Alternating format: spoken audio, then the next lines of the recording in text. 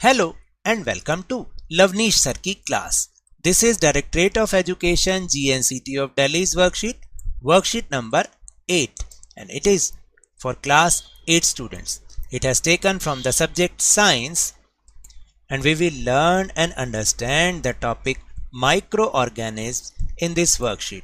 We'll also discuss about antibiotics in this worksheet. So students, आज की इस worksheet में हम माइक्रो ऑर्गेनिज्म तो समझ ही रहे हैं, साथ साथ हम एक टॉपिक एंटीबायोटिक्स भी समझेंगे कि आखिर एंटीबायोटिक्स में माइक्रो ऑर्गेनिज्म का क्या रोल है. So without wasting our time, let's start and understand with me. Rani's brother had high fever last night, यानी रानी के भाई को पिछली रात बहुत तेज बुखार था. He was also suffering from stomach एक एंड वॉमिटिंग. उसके पेट में भी दर्द हो रहा था और उसे उल्टियां भी हो रही थी. हर mother took him to doctor. उसकी माँ उसे डॉक्टर के पास ले गई. Doctor said that an antibiotic tablet और an injection needs to be given, यानी डॉक्टर ने कहा कि उसको या तो एक एंटीबायोटिक टैबलेट या फिर एक इंजेक्शन देने की ज़रूरत है. तो ये एंटीबायोटिक क्या चीज़ है, बहुत सारे बच्चों को मालूम भी है और बहुत सारे बच्चों को नहीं भी मालूम है. तो कोई बात नहीं, हम इस वर्कशीट में उसको जान लेंगे. तो चलिए शुरू करते हैं. Antibiotics streptomycin, tetracycline and penicillin are medicines made from the micro organism like bacteria और फंगस. तो देखिए, जो एंटीबायोटिक होती हैं वो एक मेडिसिन होती हैं जो कि माइक्रो ऑर्गेनिज्म जैसे बैक्टीरिया और फंगस के द्वारा बनाई जाती हैं. और इनमें यहाँ पर 3 इनके नाम भी बताए गए हैं: स्ट्रेप्टोमाइसिन, टेट्रासाइक्लिन एंड पेनिसिलिन. मेरे साथ बोलिए: streptomycin, tetracycline and penicillin. These antibiotics either kill or stop the growth of disease causing microorganisms. तो ये जो एंटीबायोटिक होती हैं ये उस डिसीज़ को या तो वहीं रोक देती हैं, जो उसके माइक्रो ऑर्गेनिज्म्स को या तो वो वहीं रोक देती हैं या फिर उनकी ग्रोथ को रोक देती हैं. ठीक है, या तो उनको वहीं मार देती हैं या उनकी ग्रोथ को रोक देती हैं. ये जो एंटीबायोटिक्स होती हैं. We can also control many diseases in plants and animals with the help of antibiotics. देखिए, हम जो भी हम ह्यूमन बीइंग हैं, हम पे तो ये असरदार होती ही हैं, हमारे शरीर के लिए तो फ़ायदेमंद होती ही हैं. लेकिन अगर प्लांट्स या एनिमल्स को भी कोई डिसीज़ हो जाए तो उसको कंट्रोल करने के लिए, उस डिसीज़ को कंट्रोल करने के लिए भी हम इन एंटीबायोटिक्स की ही हेल्प लेते हैं. बट क्या तुम्हें ये जानने की क्यूरोसिटी नहीं होती कि एंटीबायोटिक आखिर बनाई किसने? तो चलिए हम इसमें समझते हैं. Penicillin was the first antibiotic discovered by Alexander Fleming, यानी कि अलेक्जेंडर फ्लेमिंग ने सबसे पहले जो एंटीबायोटिक खोजी उसका नाम था penicillin. You must have heard about pulse polio vaccine. जानते हैं ना पल्स पोलियो वैक्सीन किसे कहते हैं?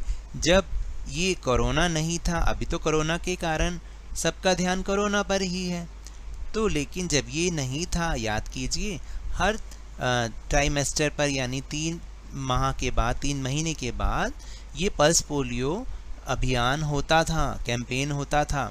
और या तो हम 5 साल तक के बच्चों को उन सेंटर पे ले जाकर पल्स पोलियो की दवाई फ्री में वहाँ पर पिलाई जाती थी, हम पिलाते थे, या जो हमारी आशा वर्कर्स होती हैं ये नेक्स्ट डे हमारे घरों पर खुद विज़िट करती हैं और जो 5 इयर्स तक के, अप टू 5 इयर्स तक के चिल्ड्रन हैं उनको वो पल्स पोलियो की वैक्सीन यानी ड्रॉप्स पिलाती हैं.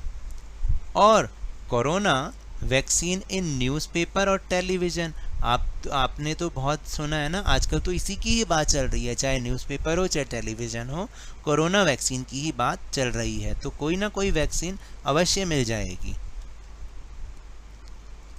वैक्सीन, अब ये शब्द आया vaccine.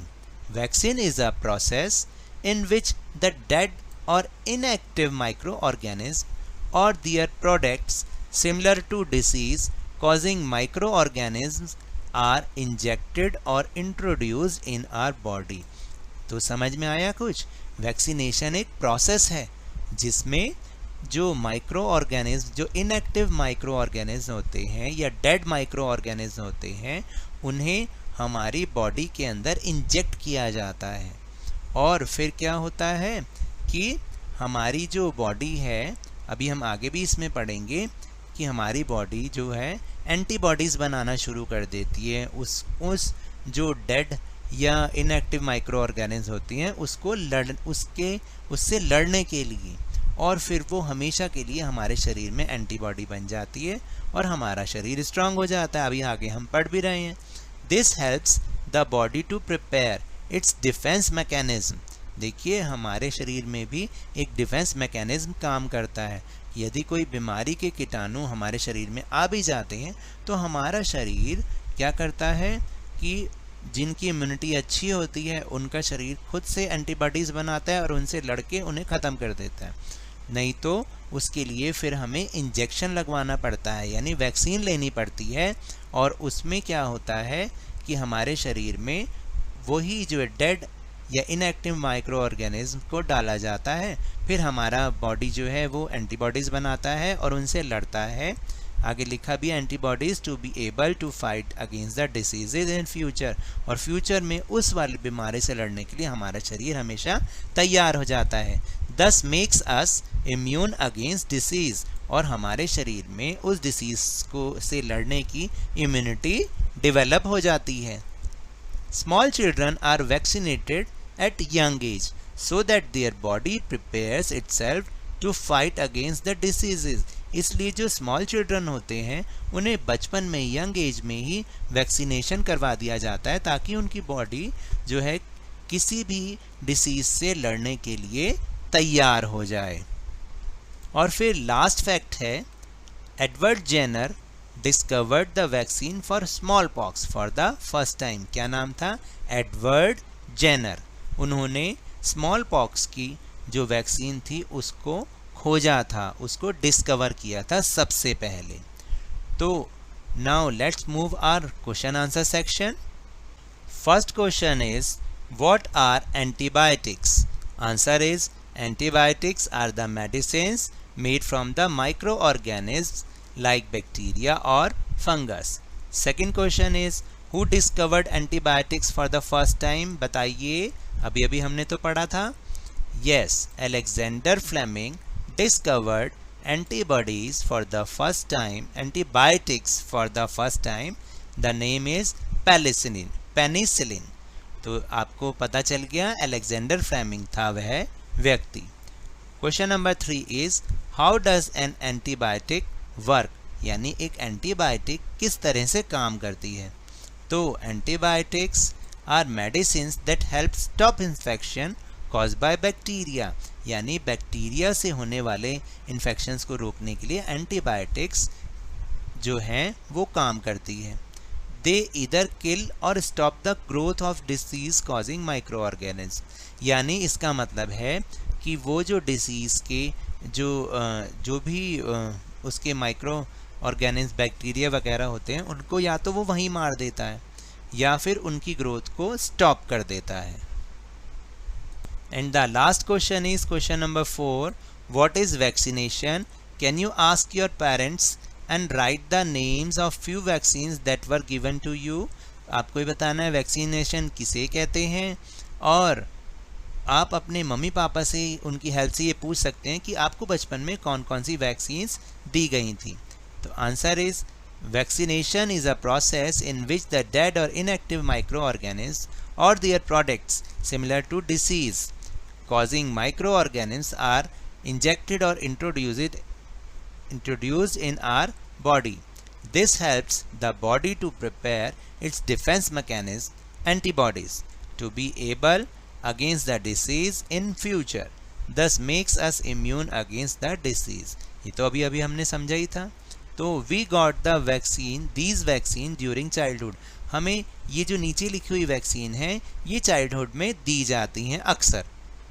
First is BCG, second is polio vaccine, third is MMR vaccine, fourth is DPT vaccine and the fifth is Hep B, जिसकी पूरी फुल फॉर्म है हेपेटाइटिस B।